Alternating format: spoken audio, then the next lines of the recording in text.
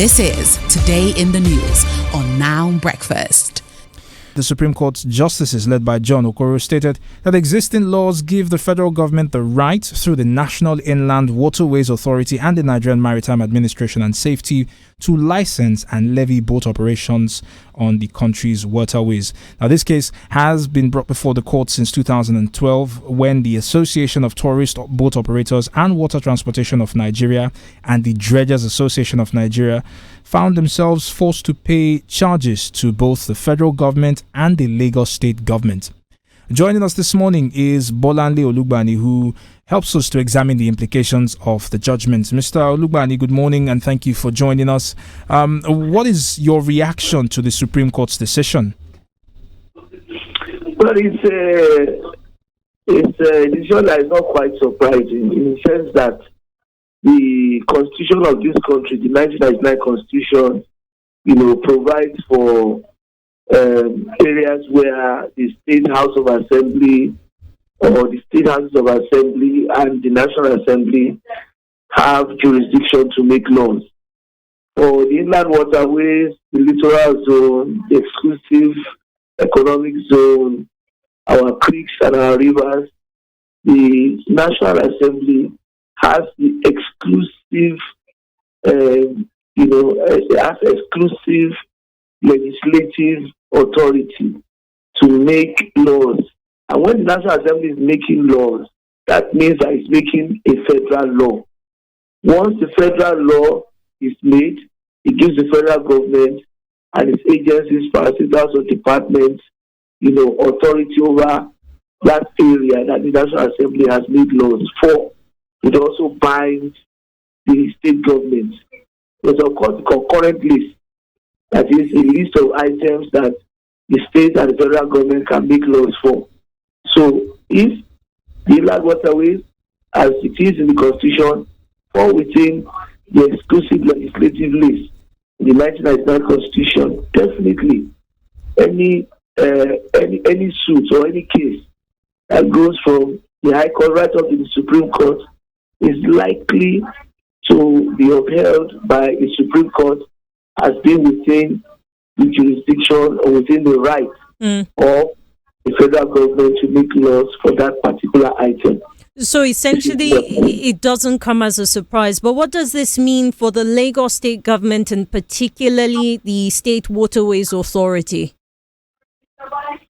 Well, I think that the state government, in its own drive to ensure that affordable water transportation is made available to the teeming population of Lagosians, and that the fact that the Lagos state government, they have wanted to regulate the activities of operators of ferries, people who dredge indiscriminately within the waterways, and thereby, affect the topography and all of the ecological, the ecological effect on the environment.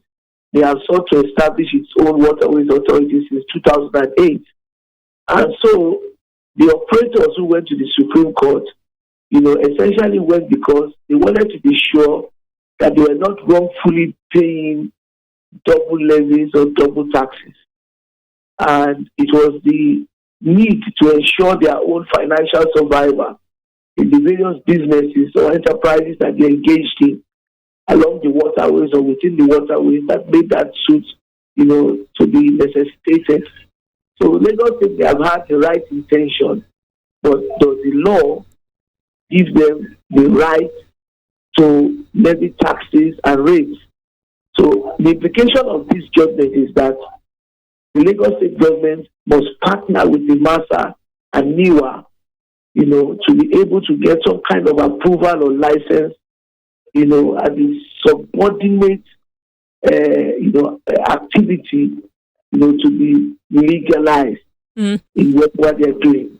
I mean, Mr. Olugbani, there's a revenue conversation as well to be had here. I do wonder, does this judgment mean that the state government would have to, if you like, pay the revenues they collected since 2012 up until now, to remit that back to the federal government? Or how exactly will that, what are the dynamics of these revenues? Well, I think that the legal implication of the judgment and the fallout may be the issue of a post-judgment resolution. The judgment creditor or the winner of the judgment, in this case, the federal government and its agencies, and those who may have operated or traversed their powers, they need to come to some accommodation of each other, or else the controversy, the issues, and the confusion will continue, to elongate. But if the federal government insists that revenues illegally collected, if the operators insist that revenues illegally collected must be returned, then it means that it raises the issue of enforcement. Collection or refund or by whatever means, garnishing proceedings, and all that. So that's a tendency for further disagreement and further legal conflict. Mr. Olugbani, thank you very much for speaking to us on this. Our guest this morning is Mr. Bolanle Olugbani, a legal practitioner, and he joined us to examine the implications of a Supreme Court judgment that says the federal government has control over Nigeria's inland waterways and is solely responsible for licensing and levying operators. This is Today in the News on Now Breakfast. You're listening to Now Breakfast. The Central Bank of Nigeria has disbursed a sum of $61.14 million. The acting director, Corporate Communications Department of the bank, Hakami Sidi Ali, on Sunday said that the forex settlement on this particular one brings the amount to $2 billion, which is the total backlog has been cleared in the last 3 months. This money was disbursed to pay part of Nigeria's foreign exchange debts to foreign airline operators. Mrs. Ali said the bank's actions underscores its commitment to the resolution of pending obligations while alleviating the current pressure on Nigeria's foreign exchange and the naira. She expressed the hope that the Apex Bank's actions would give a boost to the naira against other currencies and further increase investor confidence in the Nigerian economy. Despite this, there's still some 712 million that's yet to be released to foreign airline operators. Our guest this morning is Olumide Ohuayo, an aviation analyst, and he joins us to discuss how this latest payment improves the picture for Nigeria. Mr. Ohuayo, good morning, and thank you for joining us on the conversation.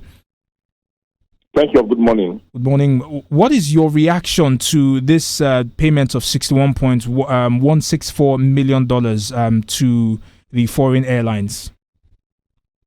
Well, thank God the government has started paying, and I just hope they would continue the process because they get so much publicity to this amount, and I just hope this publicity will not be what they will use now to not stop the process because the airlines themselves are not excited because we're looking about $700 million, and we have just released about 68 million.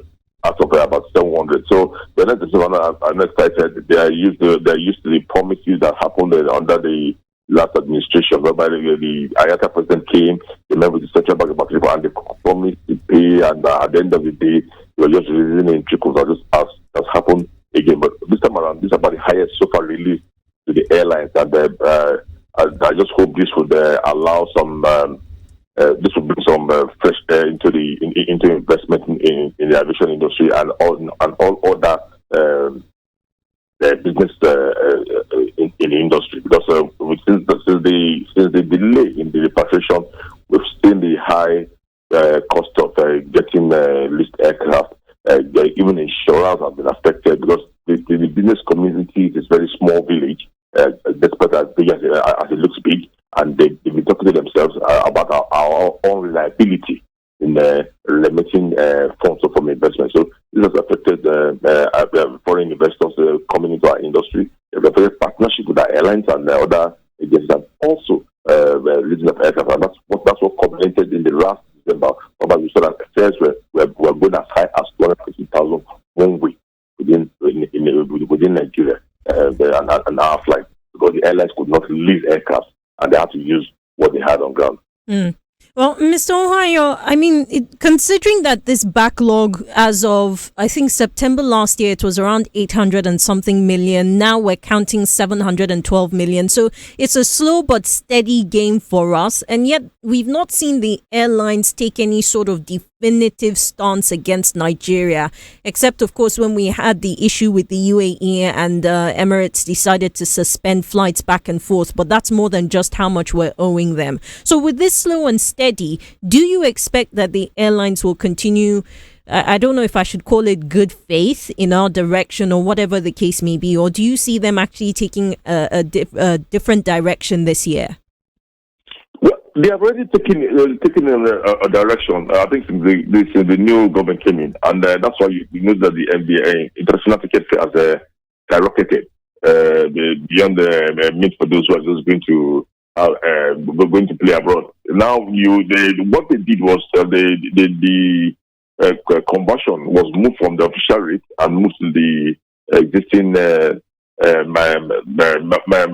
black market, which was marked. And so the rate of exchange for the ticket fare now is almost the same as the rate in the black market. So that made the fares jump up. Then some of them quote only in dollars, and if you cannot pay in dollars, then you have to pay in naira using the black market rate, because they were not ready to go through the stress of the Nigerian system that was not allowing them to repatriate their money. And so they had to start looking for ways to ensure that they reduce the debt owed them.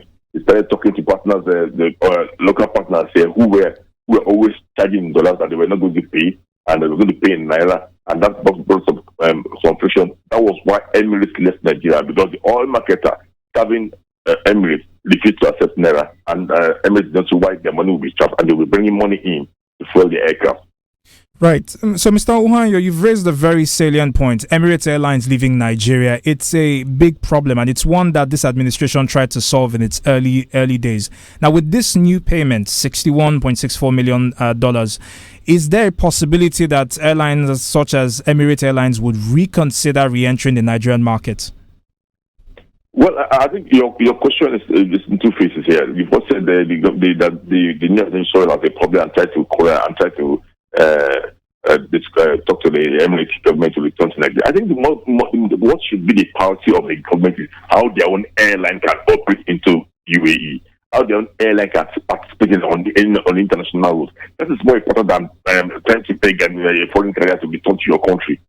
So I think we should pick our priorities right. Because if we have Nigerian carriers operating out of Nigeria, whether as a Nigerian carrier or as a partner carrier or an airline partner with a Nigerian carrier to operate, we are sure to bring down this huge ticket fare. Because what is happening is that the demand is there, but the supply is inadequate. And the withdrawal of Emirates from the international, Emirates was operating 2 flights into Lagos daily and 1 into Abuja with the Boeing 777 aircraft, which was carrying about 300 passengers. So when Emirates pulled out, and most passengers going on Emirates are not actually going to Dubai. They are going to points beyond Dubai. It was an airline that was carrying a lot of international passengers going beyond Dubai. When they pulled out, capacity was reduced. I also wish they come back. But I think our focus should be more on how Nigerian airlines can operate rather than beg foreign airlines to return. I mean, there's still, even if we have Nigerian airlines operating, we still have an FX conversation to have, because these airlines will still need that FX to operate in whatever capacity, right? I'm curious. When you consider that there are different sectors of the economy that are all vying for this scarce FX, the federal government still has a massive obligation across the board. Do you expect that they will put aviation on the front burner and prioritize? Well, we have pushed for that, but I doubt if that would be a priority for them. Because if that was a priority, we wouldn't have been in the present position there where the industry is. The dollar is scarce, the forex is scarce, and the government must do the responsibility of returning the forex back to the economy. And in doing that, they also need to discourage wasteful spending. That's the only way we can stop this forex, and also help encourage export and cargo movement. So when you do that, if you want to encourage export and cargo movement, then you need the aviation industry. So you need to prioritize aviation in the issues of this forex and the easy compatibility of this forex scenario for operators who need them for operations. And I think it's a way to go. I agree with you that the government needs to look at the aviation industry and prioritize it. Mr. Ohuayo, thank you for speaking to us. Our guest this morning is Mr. Olumide Ohuayo, an aviation analyst, and he joined us to speak on the disbursement of $61.64 million to offset part of Nigeria's debt to foreign airline operators in the country. Now breakfast continues. There are more conversations coming. Up next is Naira and Kobo. So stay with us. You're listening to Now Breakfast